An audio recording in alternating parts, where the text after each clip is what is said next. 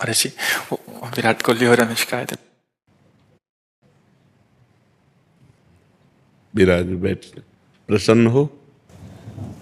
जी अभी ठीक। हाँ, नहीं ठीक ही रहना चाहिए। हम आपको अपने प्रभु का विधान बताते हैं थोड़ा सा। जब प्रभु किसी पर कृपा करते हैं, ये वैभव मिलना कृपा नहीं है, ये पुण्य है। पुण्य से एक घोर पापी को भी बहुत, देखो पाप करके भी उनका कोई पुण्य है जिससे वो सुकृत पूर्व के सुकृतवश चल रहे हैं, नया पाप है। ये वैभव बढ़ना या यश बढ़ना ये भगवान की कृपा नहीं मानी जाती। भगवान की कृपा मानी जाती है अंदर का चिंतन बदलना, जिससे आपके अनंत जन्मों के संस्कार भस्म होकर और अगला जो है वो बड़ा उत्तम होगा। अंदर के चिंतन से होता है, बाहर से कुछ नहीं होता। महत्व अंदर का चिंतन। अच्छा, अंदर का चिंतन हम लोगों का स्वभाव बन गया बहिर्मुखी। बहिर्मुखी मतलब बाहर, बाहर यश कीर्ति लाभ विजय, इससे हमको सुख मिलता है। अंदर से कोई मतलब नहीं रखता कोई विरला ही अंदर से। अब क्या होता है, भगवान जब कृपा करते हैं तो संत समागम देते हैं, फिर दूसरी जब कृपा होती तो विपरीतता देते हैं, और फिर अंदर से एक रास्ता देते हैं। ये मेरा रास्ता है, ये परम शांति का रास्ता है, ये शांति का रास्ता नहीं। भगवान वो रास्ता देते हैं और जीव को अपने पास बुला लेते हैं। बिना प्रतिकूलता के संसार का राग नष्ट नहीं होता। किसी को भी वैराग्य होता है तो संसार की प्रतिकूलता देखकर वैराग्य होता है। सब कुछ हमारे अनुकूल है तो हम आनंदित होकर उसका भोग करते हैं। जब हमारे ऊपर प्रतिकूलता आती है तब ठेस पहुंचती है कि इतना झूठा संसार, तो अंदर से भगवान रास्ता देते हैं। ये सही है। भगवान बिना प्रतिकूलता के इस संसार को छुड़ाने का कोई भी औषधि नहीं रखी। आज तक जितने बड़े महापुरुष हुए हैं, जिनका जीवन बदला है, उनको प्रतिकूलता का दर्शन करके बदला है। तो कभी प्रतिकूलता आए तो उस समय आनंदित हो कि मेरे ऊपर अब भगवान की कृपा हो रही है, कि मुझे सतमार्ग में चलने की प्रेरणा मिल रही है। अगर सतमार्ग छूटा हो, ये सब तो एक सेकंड के लिए आप विचार कीजिए।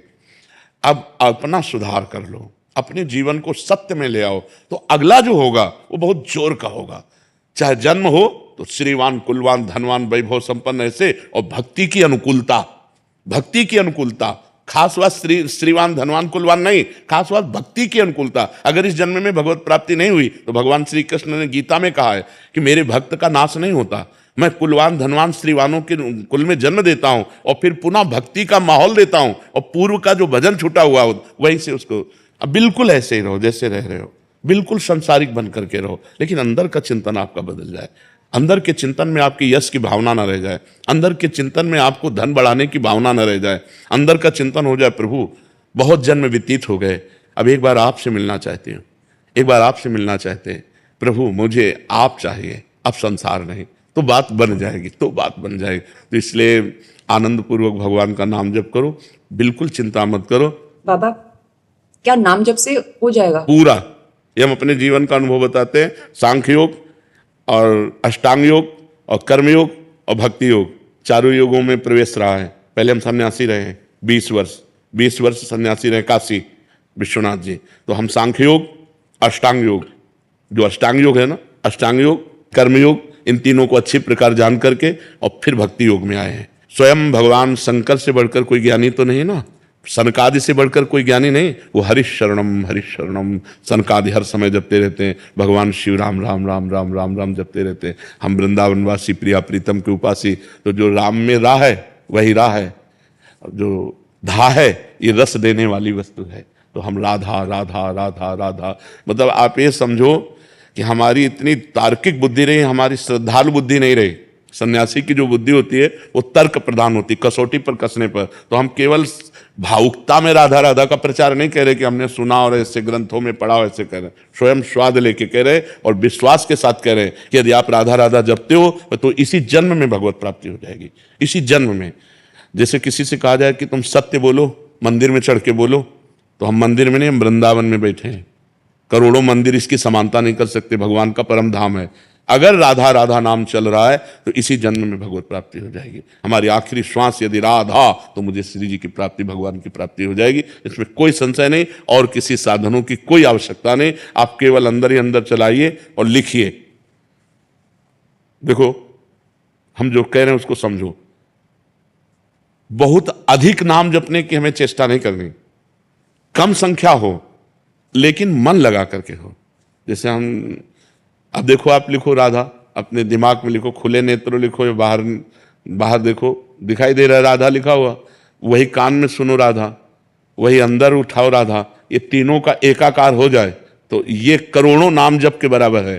देखो, जैसे हम बोला राधा, ऐसे हम 1000 राधा नाम बोले तो हम बोला राधा, ये उपांशु है, इसे उपांशु कहते हैं। राधा राधा राधा राधा 1000 बार, ये उपांशु हुआ। अब ये ऐसे उपांशु हम 10,000 बार जप करें, अंदर देखते हुए बोले राधा, उपांशु 10,000 बार नाम जप करने का फल एक बार मानसिक में है। इतना बड़ा फल है ये। ऐसे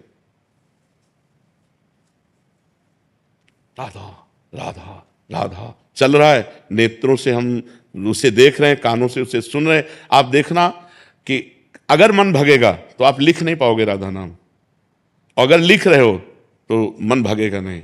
तो चाहे 10 बार लिखो, 100 बार लिखो, लेकिन एक अभ्यास बनाओ ऐसा कि कुछ समय शांति से स्नान आदि करके बैठ गए और राधा राधा लिख रहे हैं, उसी का चिंतन कर रहे हैं। इसे अपना जीवन बना लो, फिर आप परिणाम में खुद देख लेना। कोई घाटे का सौदा तो है नहीं, ठीक है।